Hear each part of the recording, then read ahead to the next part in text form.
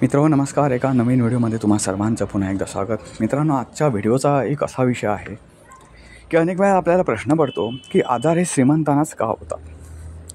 काही आजार हे श्रीमंताची मक्तेदारी आजसुद्धा राहिलेले आहे.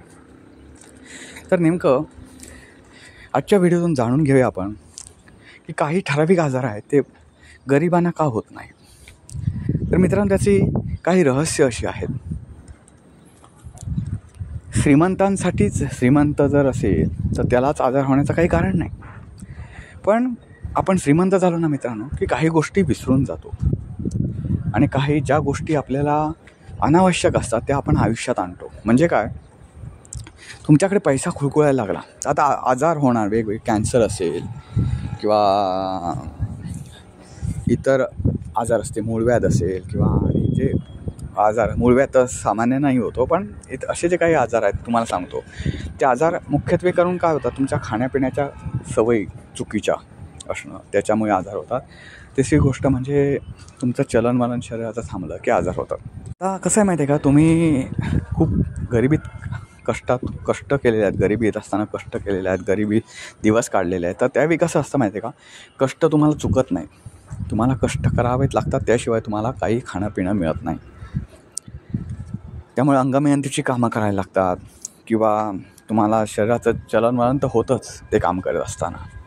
तुमच्या खाण्यापिण्यावर मर्यादा येतात. आज कसं आहे माहिती आहे का मित्रांनो, ज्या गोष्टी, जे पदार्थ रोगराईला आमंत्रण देतात, ते पदार्थ ज्यांना आपण हायफाय पदार्थ म्हणतो, ते पदार्थ खूप महाग आहे.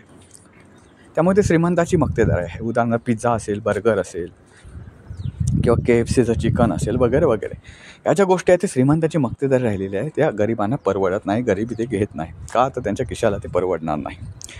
त्यामुळे गरिबांच्या शरीरावर दुष्परिणाम होण्याचे चान्सेस कमी असतात. आता तुमच्याकडे समजा तुम्ही आता गरिबीत आहात आणि आता श्रीमंत झाला, तर तुम्ही काय करता, पहिले मी श्रीमंत झालो भाऊ, आता मी काय कामधंदे करणार नाही, घरात नोकर वगैरे ठेवून देईल, त्यांना पगार देणं मला परवडेल, पण मी काही कामाला हात लावणार नाही. आता इतके दिवस आपण संघर्ष केला वगैरे वगैरे. आता हे मिडल क्लासची लोकं काही आहेत ना, त्यांना असं वाटतं की संघर्ष केला की मी खूप कामं करते. म्हणजे काय करतो, तर सकाळी कामं काय असतात बघा बरं यांची, तुम्हाला सांगतो, ज्यांना हे आजार होतात त्यांची कामं असतात ती काय असतात, स्वयंपाक बनवणं, ओके, कपडे मशीनमध्ये लावणं, लादी पुसणं, ती पण आता मशीन आलेली आहे, ती मशीनला लादी पुसणं, ही त्यांची कामं. मला सांगा, हे अशी जी काही कामं आहे तुम्हाला सांगा, अंथरूण घालणं, नंतर काय म्हणतात ते भांडी घासणं.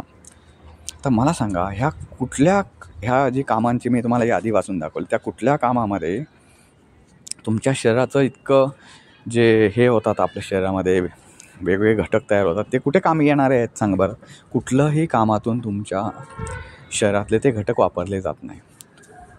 ही किरकोळ कामं आहेत, पण ती वाटतात की त्यांना फक्त एक तुमचा टाईम जातो, एवढंच काय ते, बाकी त्याच्यातून ना तुमच्या कष्टाची कामं कुठलीच नाही आहेत.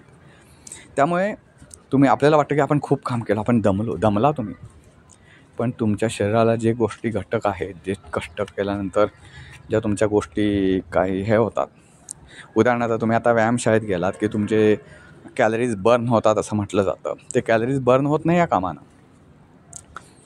त्यामुळे आता कसं आहे माहिती आहे का, मला एक आश्चर्य वाटतं, श्रीमंत लोकांची मेंटॅलिटीच आपल्याला कळत नाही. म्हणजे ते घरी काम नाही करणार, ओके, घरी काम नाही करणार, कधी चालत कुठं जाणार नाही, चालायसाठी ते वेगळं बागेमध्ये जातील, तिथे चालण्यासाठी, सकाळीच वॉक करण्यासाठी ते बागेत जातील. बरं, तुम्हाला बघितलात ना, तर त्या बागेच्या, उद्यानाच्या भोवती ना खूप अशा गाड्या लागलेल्या असतील खाण्यापिण्याच्या वगैरे, तिथं त्या बागेत फिरतील, खूप घाम आला त्यांना की मग तिथे प्रचंड खातील जे काय नाश्ता असतात. नाश्ता म्हणजे काय, ईस्टर्न वेस्टर्नचे पदार्थ असतात ते खातात हवं तसं. मग तुमच्या कॅलरीज जळल्या, त्या परत कॅलरी तुम्ही शरीराला पटकन पुरवता. तिसरी गोष्ट म्हणजे व्यायामशाळेत जातील. मित्रांनो, व्यायामशाळा जाणं, तिथं आरोग्य चांगलं राखलं जात नाही. तुमच्या दैनंदिन कामं तुम्ही करा, ह्याच्यातून तुमचा पैसाही वाचेल. आणि दुसरी गोष्ट म्हणजे तुम्हाला कोणी म्हणणार नाही की बाबा ही कामं स्वतः करतो एवढा श्रीमंत असून, काय करत नाही. ह्या गोष्टी व्यायामाच्या आहेत, तुमचा व्यायामसुद्धा होईल ॲटोमॅटिकली. सगळी कामं स्वतः करायला शिका. तर तुमचं आरोग्य नियंत्रित राहू शकतं. आता कॅन्सर होण्याचं प्रमाण, आता आपण जे पदार्थ नको ते पदार्थ खायला लागलो, त्यामुळे कॅन्सरचं प्रमाण वाढलं. पूर्वी अशिक्षित लोकं होती म्हणून तंबाखू खायचे, आणि आता शिकलेली लोकं फॅशन म्हणून तंबाखू खातात, दारू खातात. आता कमी झालं आहे का प्रमाण ते मित्रांनो सांगा बरं? आता शिक्षणाचं प्रमाण तर वाढलेलं आहे, हे तुम्ही मान्य करा. पूर्वी अशिक्षित लोकं होती, त्यांना कळत नव्हतं काय खावं काय प्यावं. आज ते प्रमाण कमी झालं आहे की वाढलं आहे? तुम्ही विचार करा, तर ते वाढलेलंच दिसेल. त्यामुळे कसं आहे माहिती आहे का, तुम्ही एका आजारावर औषधं घेता, एका आजारावर शास्त्रज्ञ औषध शोधता, तर दुसरा आजार निर्माण होतो.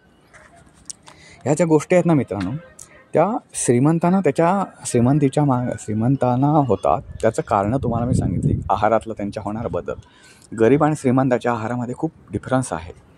गरीब हा काय म्हणतात ते सगळ्या गोष्टी, गरीब म्हटल्यावर विशेष करून शेतकरीच येतो गरीब म्हटल्यावर. बहुतांशी लोक ज्यांच्या शेतीपाती नाही, तो पण गरीब काय, तो किरकोळ गोष्टी खातो, अशा गोष्टी खातो की ज्या त्याला परवडते. आणि ज्या परवडते, आता आपल्या जगाचं एक रहस्य बघा,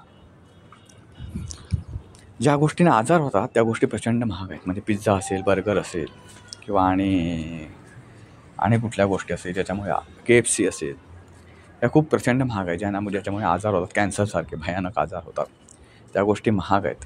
आणि ज्या गोष्टीनं आजार होत नाही त्या गोष्टी स्वस्त आहेत. बोला बरं. ह्या गोष्टी आहेत ना मित्रांनो, त्या गोष्टींपासून असे आजार होतात की जे डॉक्टर किलासुद्धा काही त्यांच्याही शक्तीपलीकडचे ते आजार आहेत. बरं, त्याकडे आपण दुर्लक्ष केलं तर असं होतं की ते आजार बळावतात आणि तुम्हाला कळतसुद्धा नाही ते आजार बळावले. आपण फक्त TV बघतो, मोबाईल खेळतो आणि उरलेल्या वेळेत झोपतो, उरलेल्या वेळेत नोकऱ्यांना आदेश देतो. एवढं आपलं दिवसभराचं शेड्यूल राहतं. हे मी श्रीमंताबद्दलचं बोलतो आहे बरं. आणि त्याच्यात स्वतःकडे लक्ष नाही, चरतो अक्षरशः. मी खाणं म्हणत नाही त्याला. खाणं म्हणजे कसं राहतं माहिती आहे? तुम्ही जर रेल्वेमध्ये मुंबईकर विशेष करून पाहिलात तर सकाळी 4 वाजता का असेना, कोण काय ना वडापावाला 4 वाजता जरी आला फेरीवाला वडापाव घेऊन, तरी पण 4 वाजता खातात. आणि ते मुंबईकरांची एक पद्धत तुम्ही बघितलात ना, त्यांच्या आजार होण्याचं प्रमाण काय माहिती आहे का जास्त? तुम्ही जर बघितलात ते कायम चरत असतात. मग लहान मूल असो की मोठी म्हातारी असो, म्हणजे वृद्ध झालेली म्हातारी असो, ते कायम चरत असतात. ह्याला चरणं म्हणतात मित्रांनो. जनावरं कशी पटापट खात असतात, किती वेळा टाका त्यांच्या पोळ्यात, ते खाऊन संपवतात. त्याला चरणं म्हणतात. आपण खातो मित्रांनो. खातो म्हणजे काय, तर त्याला वेळा एक ठराविक ठेवलेल्या आहेत. ते मुंबईकर आहेत ना, ते कुठल्याच व्यापाऱ्याला सोडत नाही. वडापावाला दे, समोसेवाला दे, भेळवाला दे, काकडेवाला दे, सगळं खात बसतात. आणि त्यांच्या परत तिथे बसून असतात ते. आणि एवढं सगळं खाऊन ते पचवतात कसं ते त्यांना माहिती आहे. आणि ते बसून असतात. आपण काय रेल्वेच्या प्रवासामध्ये 10-10, 12-12 तास आपण रेल्वेत प्रवास करतो. त्या प्रवासामध्ये आपण काहीसुद्धा आपलं चलनवलन नसतं. जेवढं काय ती रेल्वेला थोडी अशी धामटुम हालते, तेवढ्यातच आपल्या पोटाचा थोडाफार व्यायाम होतो, तेवढंच. बाकी कुठलासुद्धा आपला व्यायाम होत नाही. तर मित्रांनो, ह्या गोष्टी नियंत्रणात आणल्या पाहिजेत आपण. तुम्ही उद्या श्रीमंत झाला, तुम्ही श्रीमंत होऊ नका असं माझं म्हणणं नाही, पण श्रीमंत झाला तरी आपलं चलनवलन कधी थांबवू नका. मग उदाहरण सांगतो, ज्यांनी विशेष करून ज्यांनी संघर्ष केलेला आहे आणि ते श्रीमंत झालेले आहेत, त्यांची उदाहरण सांगतो. संघर्ष म्हणजे अंगमेहनतीचं काम करून, काही आपलं बौद्धिक काम नाही म्हणत. तर त्यांचं कसं झालं माहिती आहे का, ते सुरुवातीला प्रचंड संघर्ष केला, अंगमेहनतीची कामं केली त्यांनी. आणि आता नंतर असं झालं की ते श्रीमंत झाल्यावर त्यांनी कामं सोडून दिली. याचा अर्थ हे काय झालं, त्यांची शरीराला स्थूलपणा आल्यावर हळूहळू हाडं कामं करेनाशी झाली. आणि नंतर हळूहळू एक आजार बळावले. मित्रांनो, कसं आहे माहिती आहे का, व्यायामशाळेत तुम्ही जाता, व्यायामशाळेत तुम्ही गेल्यावर नंतर हळूहळू तुमच्या कसं होतं, एक ठराविक एज होतं की त्यानंतर तुम्हाला कंटाळा येतो त्या व्यायामशाळेचा वगैरे, आणि नंतर ते नको वाटतं, मग आपण सोडून देतो. याचा होतं कसं माहिती आहे का, तुमची भूक जेवढं तुम्ही व्यायामशाळेत असताना खात होतात, व्यायामशाळेत जाताना तेवढी भूक तुम्ही मेंटेनच राहते. आता व्यायाम बंद झाल्यावर इतर तर कामं काय घरात असतच नाही की व्यायामात जे काय कॅलरी बर्न होत होत्या, जेवढं तुम्ही कॅलरी बर्न होतील अशी कुठलीच कामं नसतात अलीकडच्या काळात. त्यामुळे तुमच्यात परत स्थूलपणा येतो आणि परत मग आजार चढतात. त्यामुळे व्यायामशाळा हा कधीच प्रकार नाही मित्रांनो. त्यापेक्षा नैसर्गिक जागा म्हणजे काय, जी कामं आहे ती स्वतः करणं, त्याला कुठलाही शॉर्टकट न घेणं. उदाहरणार्थ पूर्वीच्या काळात तुम्ही बघितलं असतं, वाटप केलं जायचं ते आपलं मसाला जो वाटला जायचा तो पाट्यावर वंट्यावर वाटला जायचा, किंवा तो पूर्वी वाईन होते, उखळ होती, त्याच्यामध्ये तो वाटला जायचा. त्याच्यामुळे एकतर वाईन असेल किंवा त्या ह्याच्यावर पाट्यावर वंट्यावर वाटल्यामुळे त्याच्यातून लोह एक मिक्स व्हायचा, त्या वाटपाला चव असायची. आणि आता जे आपण मिक्सरमध्ये खातो त्याला वाटपाला चव तर नाहीच, आणि उलट महिलेचं एक काम कमी झाल्यामुळे त्यांच्या स्थूलपणा वगैरे वाढला. एक मी उदाहरण सांगितलं तुम्हाला, वॉशिंग मशीनमध्ये कपड्याला पूर्वी कपडे हाताने धुतले जायचे, त्याच्यामुळे निघणारा घाम, ह्या सगळ्या गोष्टी ज्या होत्या त्या व्यायाम त्याला वेगळा करायला लागायची गरज नव्हती मित्रांनो. त्यामुळे जरी कधी श्रीमंत झालात, तुमच्या श्रीमंत होण्याला माझ्या शुभेच्छा आहेत, पण श्रीमंत झालात तरी गरिबी कधी विसरू नका, आणि गरिबीच्या कामाशी प्रामाणिक राहा. कारण कसं आहे माहिती आहे का, या जगामध्ये प्रत्येकाला साहेब व्हायचं असतं, पण साहेब होताना तुम्ही एक भान ठेवलं पाहिजे की या गोष्टी आपसुकच तुमच्या मागे येतात. कॅन्सरसारखे आजार होतात, जे आजार तुम्हाला मगाशी म्हटलं की डॉक्टरांनासुद्धा अनाकलनीय आहेत, आणि ते सहन करण्याची आपल्यात शक्तीसुद्धा नसते. मग एका वेळी वाटतं की आपल्याला नको. आता जाता तुम्हाला मी एक याबद्दलची गोष्ट सांगतो मित्रांनो. जळगावजवळ एक कुसुंबा नावाचं गाव आहे, तिथली एक महिला, नुकताच तिचा कॅन्सरने मृत्यू झाला. तर तिच्या जिभेला कॅन्सर झाल्याचं खूप उशिरानं निदान झालं, आणि ती असा एवढा कॅन्सर तो बळावला होता की तिची जीभ अक्षरशः कापावी लागली. जीभ कापल्यावरच विषय थांबला नाही, कारण कॅन्सर तो इतर ठिकाणी पण पसरला होता. तिचा काही दिवसांपूर्वी 15-20 दिवसांनंतर मृत्यू झाला, हे ऑपरेशन झाल्यानंतर. तर सांगायची गोष्ट अशी, तिनं एक पोस्ट टाकली होती सोशल मीडियावर. त्याच्यात ती असं म्हणाली की मित्रमैत्रिणींनो, की माझ्याकडे खूप काही आहे, माझ्याकडे गाडी आहे, बंगला आहे, माझे वडील एक सेवानिवृत्त मुख्याध्यापक होते, माझे मिस्टर आहेत ते क्लास 1 ऑफिसर आहे, माझा घरी गाडी आहे, पण यातलं काहीच मी घेऊन चालले नाही. आज एवढं माझ्याकडे असून माझं शरीर मात्र साथ देत नाही. ते का देत नाही, तर मला कॅन्सरने ग्रासलं, आणि आता मी शेवटच्या स्टेजला आहे. तर कधीही कोणाचा हेवा करू नका. ती म्हणते बरं, हे मी नाही म्हणत. कधीही कुठल्याही माणसाचा हेवा करू नका. ते त्याला मिळालं आहे, मला पण मिळालं पाहिजे. जे आहे तुमच्यासमोर आयुष्य जे वाढलं आहे ते खूप आनंदाने जगा.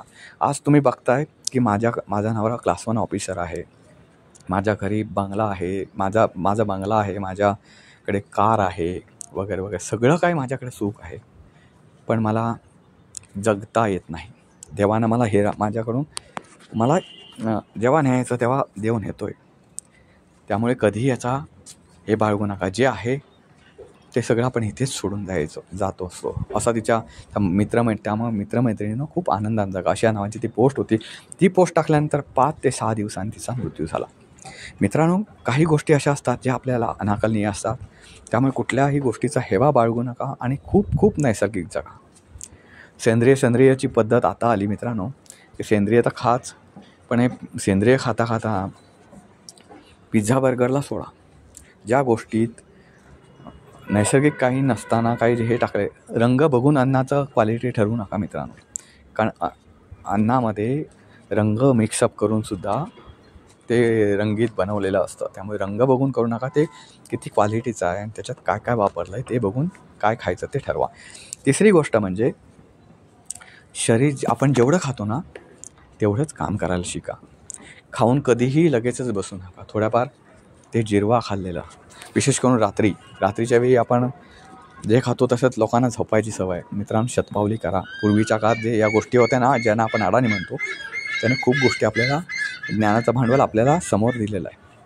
त्या भांडवल आपल्याकडे आहे याचा अभिमान बाळगा आणि ते फॉलो करा. मित्रांनो, तुमचं आयुष्य नक्कीच तंदुरुस्त राहील. तुमच्या तंदुरुस्त आयुष्यासाठी माझ्या खूप खूप शुभेच्छा. खूप हसा, योग्य ते खा आणि खूप जगा. पुन्हा भेटू पुन्हा एका अशा नवीन व्हिडिओचा. तोपर्यंत नमस्कार.